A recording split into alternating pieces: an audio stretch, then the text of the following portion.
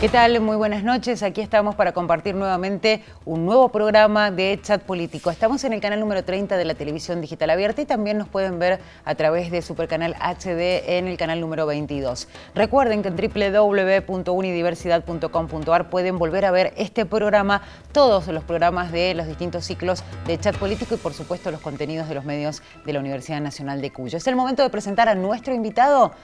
Hacemos lo correspondiente y volvemos con la charla. César Rodolfo Biffi nació el 30 de enero de 1957, agrimensor, presidente del bloque UCR, senador provincial desde 2010 al 2014, intendente de Godoy Cruz desde 1999 al 2007.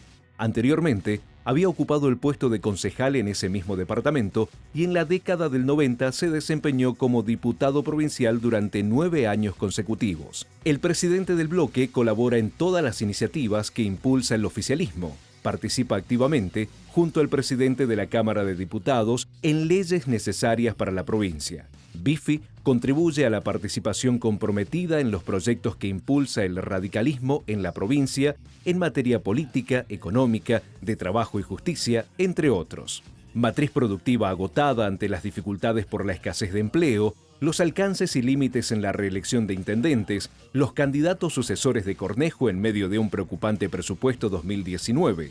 Estos y otros temas hoy en Chat Político. Bueno, ya está presentado el invitado. Le vamos a dar las buenas noches al presidente del bloque de diputados radicales, César Biffi. ¿Cómo le va, diputado? Buenas noches. Buenas noches. ¿Cómo están? Bien, estoy bien. Muy bienvenido a esta invitación que le hemos hecho de estar con nosotros acá en el piso. La primera pregunta que le hacemos a nuestros invitados es básicamente cómo es la relación que tienen con el gobernador Alfredo Cornejo. Bueno, yo en particular muy estrecha, obviamente como presidente del bloque del oficialismo, la comunicación es no diaria, pero sí muy habitual en función sobre todo de los temas que están vinculados con la agenda legislativa. Después tenemos otros momentos para hablar de otros temas, pero en particular por la agenda legislativa sí es una relación bastante habitual. Vamos a hablar ahora de la matriz productiva de la provincia porque se viene tocando este tema. También uno supone que hay recursos que están agotados o sectores productivos que tienen que empezar a ampliarse en nuestra provincia. Y para eso vamos a ver justamente un tuit, ¿le parece? Relacionado con lo que reflejaba un medio. Biffi, las cámaras empresariales hablaron de la necesidad de ampliar la matriz productiva. Es una nota, eso fue en Radio Jornada. El diputado de Cambio Mendoza cita el texto al comentar la reunión que legisladores mantuvieron con empresarios de la provincia. Bueno, usted habló concretamente con distintas cámaras y todos coinciden en esto de la ampliación de la matriz productiva. Sí, y creo que es una posición de las cámaras que es coincidente con las miradas que tenemos desde la política también. Yo particularmente, creo que el radicalismo también, venimos advirtiendo los últimos años, sobre todo del gobierno de Jacky, de Pérez, que la economía de Mendoza tenía un estancamiento marcado. Yo siempre daba un dato que me parecía muy significativo. En los últimos años, de 4 empleos que se crean, 3 los creaba el sector público y 1 solo el sector privado. Y claramente eso en algún momento iba a dar signos de agotamiento. El presupuesto se nutre de los recursos que genera la producción de los distintos sectores económicos, de la generación de riqueza, de empleos de calidad. Y esa matriz productiva, esta matriz productiva, diría yo, da signos de agotamiento por donde se la mire. La visita de las cámaras empresarias vinieron a ratificar ese informe, advirtieron sobre el estancamiento del crecimiento del Producto Bruto Geográfico, que es básicamente cómo se mide la riqueza de la región, y propusieron una agenda de trabajo que tiene que ver con analizar la perspectiva o el desarrollo de distintos sectores que hoy nos parece que no no están, no diría en la agenda política, están en la agenda política, pero no es la agenda, una agenda de consenso, de acuerdo. Y eso me parece que significa que la política tiene que dar pasos en esa dirección. Yo no incluyo, porque supongo que la primera pregunta o la primera respuesta a esa pregunta es, ¿estamos hablando de minería? Bueno, sí, incluye a la minería. De hecho, hay proyectos presentados por legisladores del Partido Justicialista que tienen que ver con eso. Sí. Pero yo diría, hay otros sectores que creo que tienen un potencial enorme en la provincia de Mendoza y que hay que seguir en la dirección que está empezando a avanzar el gobierno. Primero, todo lo que tiene que ver con energía renovable. Ustedes saben, la Argentina en el 2011, si mal no recuerdo, perdió el superávit energético. De ser productores y exportadores de energía pasamos a ser importadores. Energía que costaba muy cara. Hoy tenemos muchas dificultades en términos de tarifa, pero es cierto que los barcos que han dejado de proveernos de gas natural licuado, que llegan al puerto de Escobar y al puerto de Buenos Aires, nos vendían el gas a $15, hoy se están produciendo afortunadamente a 4,5 o $5 en Boca de Pozo, y eso significa que hay un aumento de la exploración y de la explotación tanto de hidrocarburos como de gas. Pero también están las energías renovables, todo lo que tiene que ver con los parques eólicos, con la energía de las mini centrales hidroeléctricas que se están poniendo en marcha, de las grandes centrales hidroeléctricas que tenemos que finalmente concretar, como es Portezuelo del Viento. Bueno, en particular ese es un sector que para mí tiene un desarrollo enorme en la provincia de Mendoza. El segundo sector que diría que hay que potenciar, que ya se ha desarrollado, y bastante bien, por cierto, es el sector del turismo. El turismo en Mendoza tiene miles de maravillas para mostrar, para ofrecer. Dije recién, hemos avanzado, pero creo que hay que avanzar mucho más. Eso tiene que ver con, bueno, mejores caminos, mejor infraestructura, claro, profesionalizar el recurso humano, que nuestra gente esté capacitada en idiomas, que pueda... Tenemos una oleada de turismo brasilero, tenemos que tener mucha mejor comunicación con ellos, tenemos que tener una población preparada para recibir al turismo, tenemos que saber cuáles son los puntos turísticos estratégicos, centrales, atractivos. El turismo genera empleo. Y el tercer sector que creo que está teniendo un desarrollo incipiente, pero sí, por el que hay que hacer mucho más, es el sector de las nuevas tecnologías. Claro. El mundo va por ahí.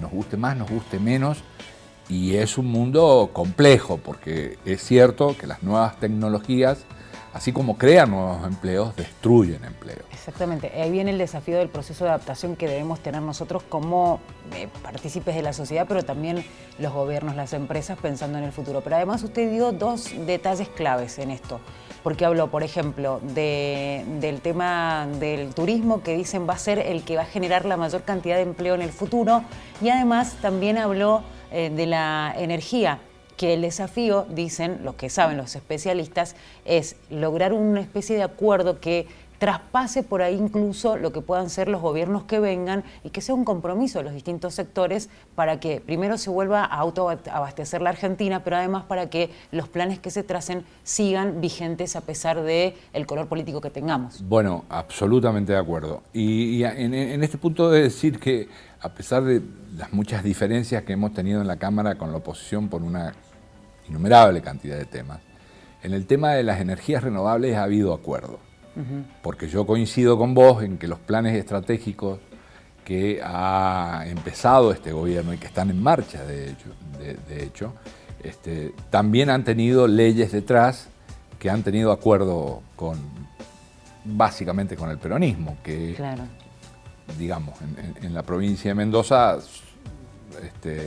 los gobiernos se han dividido entre peronistas y radicales, pero también con los otros sectores de la oposición, aunque minoritarios, con voz válida obviamente, han acompañado todas las leyes que han tenido que ver con apoyo, incentivo, los programas nacionales del Renovar 1 y Renovar 2. El consenso en definitiva se ha obtenido. El consenso, estoy convencido de que en lo que tiene que ver con las energías renovables está y va a permanecer. Ha sido un acuerdo tácito, no explícito, pero me parece que en ese sentido ha habido un entendimiento de que todo lo que tenga que ver con promover las energías limpias en un mundo que sufre de los efectos de la contaminación, del cambio climático, de todo lo que tiene que ver con el deterioro del ambiente, bueno, me parece que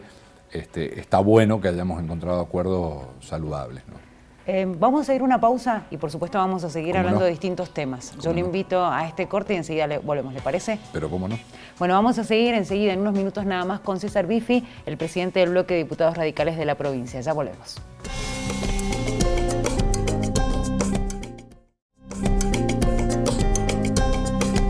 Ya estamos de vuelta, segundo bloque de Chat Político. Recuerden que si quieren tomar contacto con nosotros pueden hacerlo a través de nuestras redes sociales. En Twitter estamos como @señalutv y en Facebook nos encuentran como Señal U. Vamos a seguir hablando con César Biffi y en este caso le cuento, César, que salimos a la calle e hicimos una encuesta y la gente está interesada por el tema de la reelección o no reelección de los intendentes. ¿Le parece que veamos lo que responden? ¿Cómo no? Claro. Sinceramente no me parece correcto. Me parece que habría que darle más oportunidades a las personas que se van postulando. No importa si si comparten la misma ideología política, pero sí que siempre que se estén renovando sería muy bueno. Hay que darle oportunidad a todos los que quieran presentarse, tengan las mismas ideas o tengan ideas diferentes y puede llegar a ser mucho más plural. No nos gusta que se reelijan, o sea, no nos gusta que se eternice en el poder en ningún espacio. Nosotros proponemos tanto para los sindicatos como para los espacios políticos la renovación de los candidatos. Y yo creo que si hizo un buen gobierno y el pueblo, el lugar, la zona lo considera así, no creo que hubiera problema de que volviera a ser reelecto.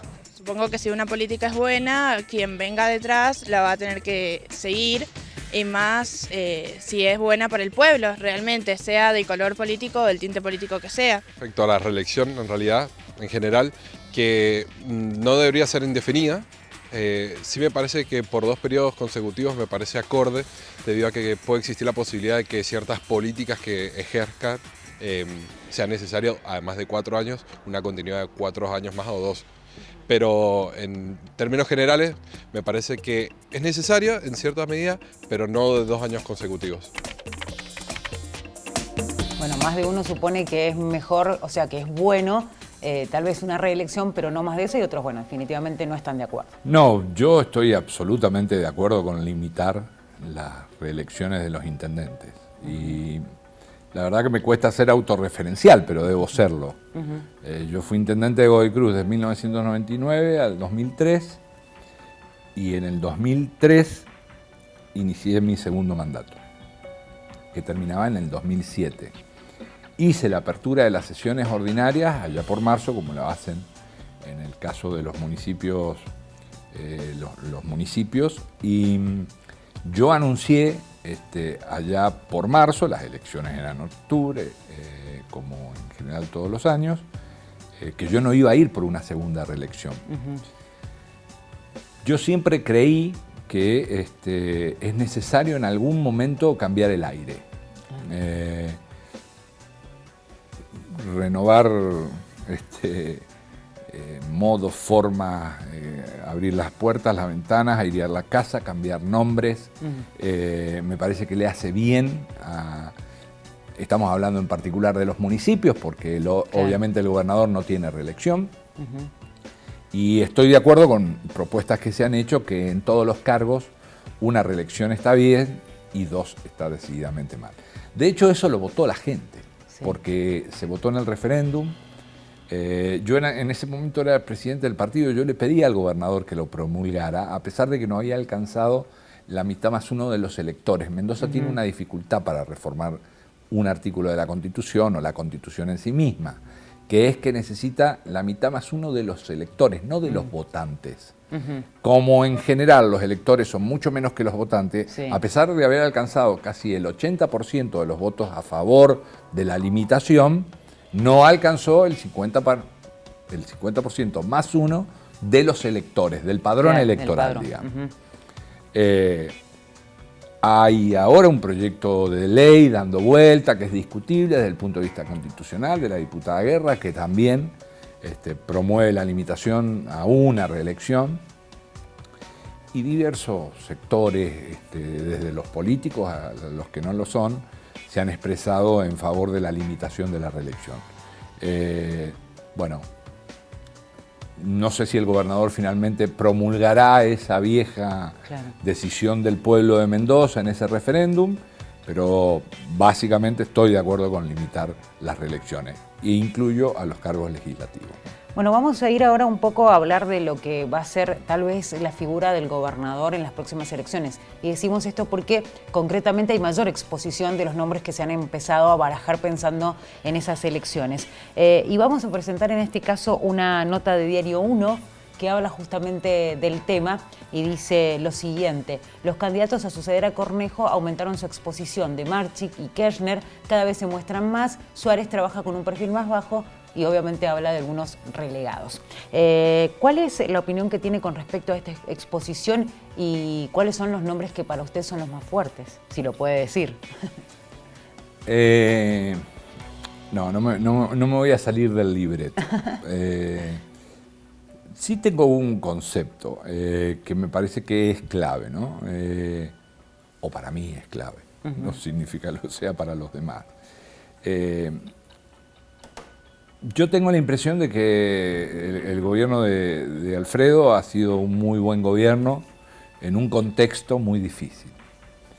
No quiero recordar la situación en la que Alfredo asumió, en la situación fiscal y económica de la provincia, porque me parece que ya han pasado 3 años y no es necesario cansar al que nos escucha relatando esa situación, pero es cierto que era muy crítica. Y me parece que ha sido un gobierno que ha venido a recuperar al Estado como un organismo capaz de resolver problemas y de brindarle servicios a la gente. Bueno, de hecho hay una encuesta que indica que tiene mejor imagen que Macri, por ejemplo. Sí, y muy buena imagen en un contexto difícil, además, porque todos sabemos, sería cinismo en mi parte decir que está fenómeno el país, la provincia. No, realmente tenemos muchas dificultades económicas y estamos atravesando por una situación crítica. Pero el gobernador ha recuperado el prestigio del gobernador que siempre ha tenido la provincia de Mendoza y la capacidad de hacer del Estado y de resolver problemas. Ha hecho reformas profundas en lo que tiene que ver con la administración del Estado, desde el expediente electrónico, la firma digital, acelerar los procesos, acercar el Estado al ciudadano, en lo que tiene que ver con los códigos procesales, civiles, comerciales, laboral. Ahora vamos a avanzar con el Código Procesal de Familia, siempre en la idea de acercar la justicia a la gente, de hacerla más amigable, de hacerla más cercana, de que la gente sienta que la justicia funciona. Si hay una queja recurrente de los argentinos es que la justicia no funciona, pueden no ser culpa ni de los jueces, ni de los fiscales, ni de los magistrados, pero lo cierto es que esa es la sensación. Y esas reformas me parece que fueron impulsadas por un gobernador que advirtió que ahí había una dificultad expresa. Y además ha recuperado el orden fiscal. Bueno, ese concepto de buen gobierno, básicamente de buen gobierno, me parece que es el que nosotros desde Cambia Mendoza tenemos que poner en juego en la próxima elección. Ya llegará el momento de elegir quién mejor representa a ese gobierno. Está claro que el gobernador, como gobernador que es, tiene autoridad para elegir su sucesor. Y estoy convencido que esa sucesión y esa elección la compartirá con los que forman parte del entramado político de Cambia Mendoza. Es decir, intendentes, legisladores, ministros, Me parece que va a ser un candidato de acuerdo, de consenso. Los nombres que suenan, no tengo nada que decir sobre ellos, al contrario, podría hablar muy bien de todos, pero me parece que lo que está en juego es ese concepto de darle continuidad a un gobierno que ha hecho bien las cosas, de modo que el que mejor represente al gobierno que tenemos seguramente será el sucesor. Si es que la gente obviamente nos acompaña, ¿no? Y en el radicalismo, digo, suenan distintos nombres y muchos dicen, bueno, el peso, por ejemplo, de los intendentes, que suenan también como posibles candidatos, es fuerte porque, digamos, la gente evalúa por ahí las gestiones, más allá de que esté en otro departamento, pero evalúa cómo le va hasta el intendente y si es figura puede ser alguien que suene fuerte para el candidato del radicalismo.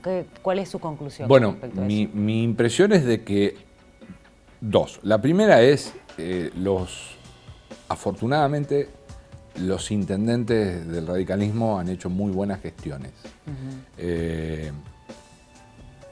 Yo diría todos. Hasta podría incluir a intendentes de la oposición. Los intendentes, los mendocinos afortunadamente tenemos en la mayoría de los casos, en la gran mayoría de los casos, muy buenos administradores, muy buenos municipalistas.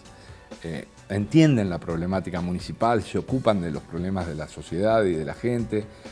La mayoría de los municipios tiene obras por doquier, eso significa mejor calidad de vida para la gente. Claro. De tal modo que está claro que si el candidato es intendente, parte de un piso muy importante en términos de consideración pública. Ahora, no alcanza solamente con ser un buen intendente para alcanzar a ser un buen candidato a gobernador y después un buen gobernador. Claro. Me parece que hace falta una visión de la provincia más integral, más completa, y eso es lo que tienen que demostrar. Anticiparme me parece que no corresponde, porque yo estimo que el radicalismo, y Cambia Mendoza, estará eligiendo su sucesor allá por marzo, abril del año que viene, de tal modo que hay tiempo para andar. Bueno, vamos a ir a una nueva pausa y enseguida ya vamos a venir con el último bloque. Le volvemos a agradecer que haya aceptado nuestra invitación y bueno, seguramente sobre el final sacaremos alguna conclusión usted y nosotros. Pero cómo no. Muchas gracias. César Biffi con nosotros, el presidente del bloque de diputados de la provincia, hablando de muchos temas. En el próximo bloque seguimos con la charla.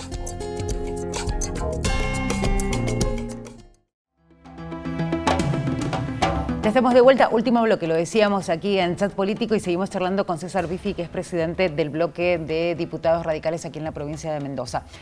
César, le vamos a presentar un par de tweets, ¿le parece? No. Y a partir de ahí la consulta. Vamos a ver primero el de Guillermo Carmona. El presupuesto del ajuste no le pone límites al precio de los alimentos.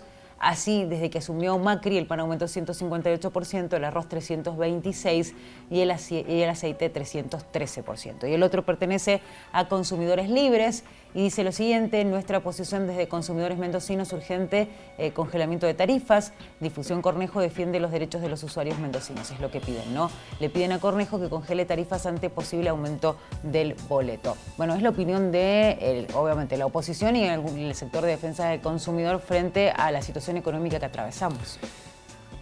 Bueno, en principio está claro que la simplificación de decir cuánto aumentó un producto u otro no nos alcanza para describir una situación que decididamente es muy problemática. El diputado Carmona, yo creo que debería reconocer que buena parte de los problemas que tiene este gobierno, además de las dificultades propias o de los errores que podría haber cometido, tiene que ver con una herencia. El diputado Carmona no se puede olvidar que la Argentina tenía, cuando dejaron el gobierno, el 5,7% de déficit en relación con el PBI, que eran cientos de miles de millones de pesos, que se financiaba con la maquinita, vía inflación. No se puede olvidar que habíamos agotado prácticamente las reservas. No se puede agotar que hubo toda una política que nos hizo perder el superávit energético y nos obligó a importar energía y consecuentemente eso significó que el gobierno con impuestos pagaba cada vez más subsidios para mantener precios obviamente muy por debajo del valor de producción. El gobierno de Macri tenía sin duda una encerrona. o hacía un ajuste brutal que dejaba a buena parte de los argentinos a la vera del camino, y eso es lo que le exigían algunos economistas ortodoxos, o utilizaba la única herramienta que tenía, que era seguir con el déficit, intentando vía crecimiento económico disminuir la influencia del déficit en el PBI, consecuentemente que cada año fuera menor, financiándose con endeudamiento como lo hizo. Eso tuvo un límite, que fue, bueno, un panorama internacional que cambió abruptamente, se cerraron los mercados, aumentó la tasa Estados Unidos, nuestros productos primarios tuvieron el efecto de la sequía y consecuentemente disminución de precio y además de la cantidad. Y el gobierno no tuvo instrumentos para superar lo que fue finalmente una devaluación de casi el 100% de nuestra moneda. Entonces digo, tratando de ser lo más justo posible, probablemente el gobierno no acertó en el camino que recorrió estos 3 años, o lo que intentó no dio los resultados que esperaba, pero por favor, digamos las cosas como son, y no creamos que esta realidad que tenemos es solo producto de 2 años y 8 meses del gobierno de Macri. Dice, Que la gente lo sufre, claro que lo sufre, indudable. Y mucho. El gobernador Cornejo, haciendo referencia al segundo de los mensajes, ha hecho esfuerzos por aminorar o atemperar los aumentos que tienen que ver con la tarifa. Que insisto, antes se financiaban con más impuestos, por eso aumentó y se duplicó la presión argentina, la presión tributaria en la Argentina. Ahora, como buena parte del precio, todavía no todo, lo paga la gente, obviamente se nota. Pero es el gobernador Cornejo el que muchas veces, aún apareciendo como enfrentando a las políticas del gobierno de Macri, advirtió sobre que debíamos atemperar la influencia de los aumentos en el precio de los servicios. De tal modo que me parece que el gobernador está haciendo lo que tiene que hacer. Con respecto al boleto, la provincia de Mendoza tiene el boleto más barato del país, cosa que no pasaba hace mucho tiempo. Entonces, seamos justos en las evaluaciones que hacemos, porque también es cierto que muy buena parte de los que hoy son usuarios del transporte automotor, por distintas razones, tiene una tarifa diferencial del 50%, ¿no? Una última consulta le voy a hacer, y hablando un poco en lo que usted mencionaba hace segundos nada más, el tema de decir las cosas como son.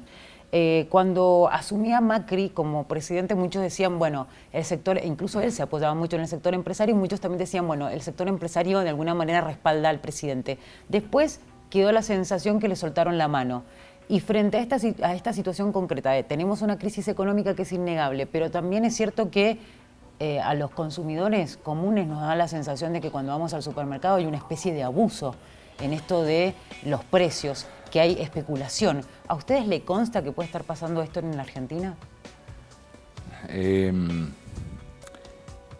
Yo no tengo una visión benévola del capitalismo. No soy anticapitalista, claro, tampoco. Pero el comportamiento del capitalismo en la Argentina es decididamente poco transparente. Vos mencionabas la supuesta predisposición que podrían tener las grandes empresas o los grandes conglomerados empresarios en favor de un presidente que se mostraba pro-empresario, que venía del mundo empresario. La verdad, no la vi nunca. Nunca vi esa predisposición. Yo recuerdo que los precios, antes de que asumiera, previendo la devaluación, el dólar estaba a 9 y pasó a 14, aumentaron, y cuando fue de 9 a 14 volvieron a aumentar. Me parece que los sectores monopólicos más concentrados y demás carecen de corazón alguno. Por eso yo creo en los estados fuertes. Por eso creo que el buen capitalismo necesita también de reglas de juego claras y de un Estado que imponga reglas de juego claras.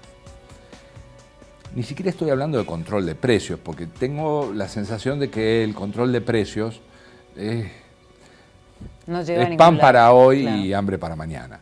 Estoy hablando de un Estado, un Ministerio de Economía o los organismos de defensa de la competencia y de defensa de los derechos del consumidor, que con esas reglas claras que fija el Estado, no permita ni posiciones monopólicas ni aumento por sobre encima de lo que eventualmente una devaluación puede producir en algunos productos. Hay muchos productos que han aumentado acorde con el ritmo devaluatorio y hay muchos productos que no tienen componentes importados, de tal modo que no debería haber este aumento desmedido de precios. Pero insisto, yo no voy a esperar ni espero de la buena voluntad del sector empresario. Creo que es el Estado el que tiene que imponer definitivamente las reglas de juego.